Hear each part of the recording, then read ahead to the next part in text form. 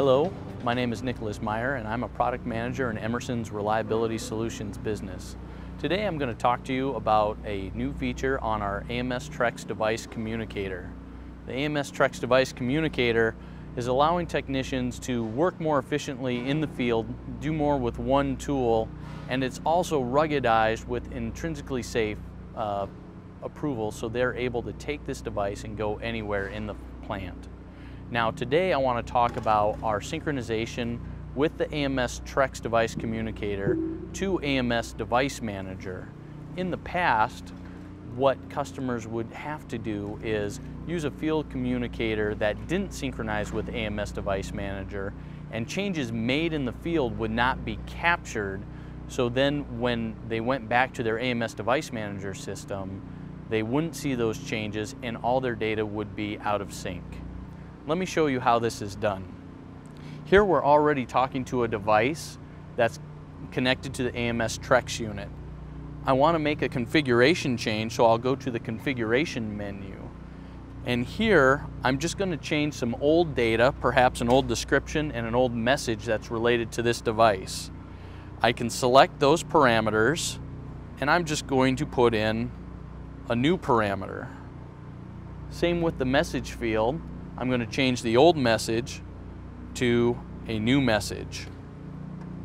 Once I've made those selections, I can then send the data to the transmitter itself. The AMS Trex unit is going to show me a list of all the changes I want to send and make sure I want to send those changes, just an extra confirmation. I want to do that, so I'm going to hit send. And now the information is being sent to the transmitter. The device is reporting that the changes are accepted, and now we can go to the AMS Device Manager system and see how that data looks. Here's the device in the AMS Device Manager system. I'm just going to open up the Audit Trail. Here you can see we've made a number of field changes, but I want to see what actually occurred. In the past, these changes would require you to scan the device, but with the auto sync feature, the information's already there. When I come to the details, it pulls up and it has recorded who the user was. You can see the username. My username was recorded on the Trex unit that I was using out in the field. It was a configuration change, and there is a timestamp for when the change was made in the field, not just when the change was detected.